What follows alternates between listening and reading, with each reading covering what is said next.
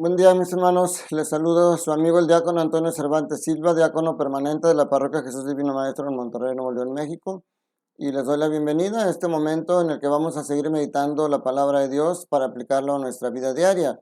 Seguimos con esta hermosa historia de amor entre Dios y el hombre, que es el tema de la creación. Ya ayer veíamos las diferencias de la versión que nos presenta en el capítulo 1 con el capítulo 2, como aquí en el capítulo 2 la versión de la creación nos habla de que primero Dios crea al hombre, cuando que en la primera capítulo 1 hablaba de que Dios lo creaba hasta el final y en 7 días, en 6 días. Hoy tal parece que todo lo hace Dios en un día y lo hace trabajando con sus manos.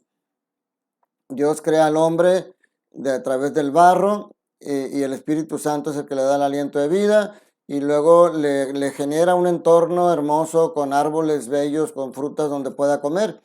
Pero hoy empieza diciendo muy hermosamente la lectura. Dice, en aquel día dijo el Señor, no es bueno que el hombre esté solo.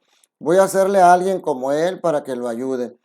Y entonces lo que hizo Dios es crear todos los animales, las bestias del campo, las aves, para que hubiera más seres vivientes con quien el Señor, con quien Dios, con quien el hombre pudiera compartir sus días. Pero nada pudo llenar eso. El hombre seguía sintiéndose en la soledad, el hombre seguía sintiéndose incompleto. Y por eso dice, entonces el Señor formó todas las bestias del campo y llevó para que les pusiera nombre. Bueno, dice después, no hubo ningún ser semejante a Adán para ayudarlo. Y dice, entonces el Señor Dios hizo caer al hombre en un profundo sueño y mientras dormía le sacó una costilla y cerró la carne sobre el lugar vacío. Y de la costilla que le había sacado al hombre, Dios formó una mujer y se la llevó al hombre. O sea, se fijan, es muy hermoso porque después de crearle muchas cosas para que el hombre pudiera sentirse en compañía, pues el hombre se sentía incompleto. Entonces vemos cómo la aparición de la mujer viene como una necesidad para el hombre, como un complemento para él, como una ayuda. Y luego la manera como la crea, dice que la saca de la costilla. Eso lo hemos meditado siempre, cómo lo saca de un corazón, de un lugar cercano a su corazón, para que sea su compañera, y de hecho, al final, pues también aquí instituye el matrimonio, porque después de que Dios crea a la mujer y están juntos, les dice el Señor, dice, por eso el hombre abandonará a su padre y a su madre y se unirá a la mujer y serán los dos una sola cosa.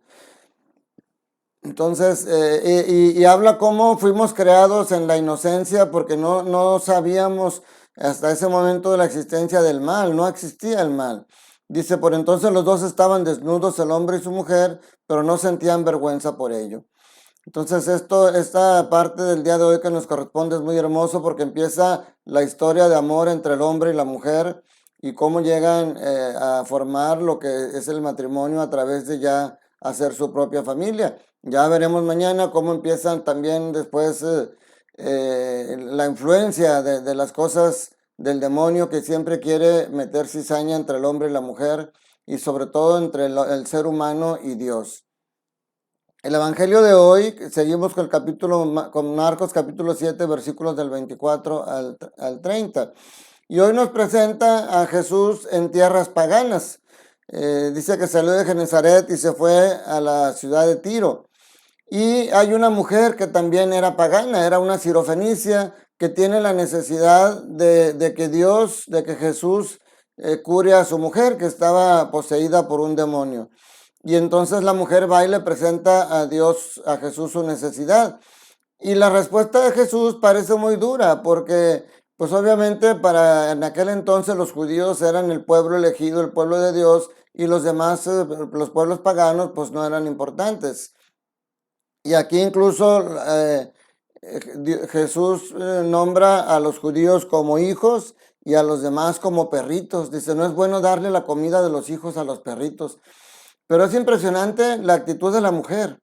Son tres cosas que tenemos nosotros que admirarle a la mujer, porque Jesús, al ver la actitud de la mujer, le gustó esa actitud, tanto así que le concedió lo que ella pedía.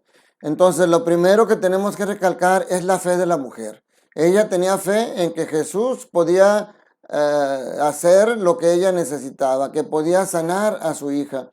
Y por eso no desiste, a pesar de que Jesús le dijera que no puede atenderla, que porque es más importante el pueblo de Israel que el pueblo pagano, que lo que viene en el trasfondo.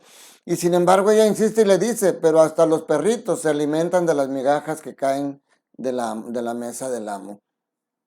O sea, esa es una fe y una persistencia, que es el segundo punto que tenemos que ver. No se desanima ante la situación que parece adversa y que parece que ya le están diciendo que no. Ella no se desanima y persiste. Y entonces la tercera cosa a meditar, mis hermanos, cómo es importante la oración de una madre. Mujeres, si ustedes tienen problemas con sus hijos, si sus hijos, sus hijas están pasando por situaciones de rebeldía o se han alejado del buen camino, insistan en la oración. Dios no se cansa de escuchar a su pueblo y Él no se cansa de hacer el bien. Y sobre todo la oración de una madre por un hijo es muy poderosa. Hemos visto el tema de la vida de San Agustín, cómo durante muchos años fue descarriado de la fe católica y gracias a la oración de su madre pudo él convertirse al cristianismo. No te canses de orar, mi hermano, no te canses de orar, mi hermano. La oración de los padres, pero sobre todo de una madre, puede lograr tantas cosas. Por eso la intercesión de María como Madre nuestra es muy importante, porque lo hemos visto desde las bodas del Caná y hay muchos ejemplos que pudiéramos mencionar. Tú mismo en tu vida puedes tener experiencias de cómo por intercesión de María Santísima has conseguido favores de Jesús, porque la oración de una madre es muy poderosa. Entonces sigamos meditando todo esto, mis hermanos. Recuerden que estas meditaciones no es simplemente para entretenernos, para conocer, porque si se fijan en esta semana con el tema de la creación, pues cada día es como si estuviéramos viendo una novela, nos va presentando lo que sucedió el día anterior y es un seguimiento muy exacto de lo que ha pasado los días anteriores. Entonces, esto no es una novela simplemente para verla y entretenernos, es algo para poder aplicarlo en nuestra vida diaria, saber que Dios nos hizo hombre y mujer porque nos necesitamos uno al otro, porque somos complementos de uno al otro para vivir en el amor. No es solamente una atracción sexual, no es solamente una atracción instintiva, porque Dios creó a los animales con un instinto, pero a nosotros nos creó por amor y puso el amor en nuestro corazón, como ya nosotros como católicos conocedores de Cristo lo sabemos. Te doy la bendición y esperando que sigamos conociendo más a Dios, amando más a Dios, reconociéndonos como criaturas muy amadas por Dios, que luego fuimos elevados a la dignidad de hijos de Dios. Que la bendición de Dios Todopoderoso, Padre, Hijo y Espíritu Santo, descienda sobre ustedes y sus familias y permanezca para siempre. Dios te ama, Dios quiere que seas feliz y Dios quiere que seas instrumento de Él para que lleves la felicidad a los que están a tu alrededor. Te mando un fuerte abrazo, cuídate mucho.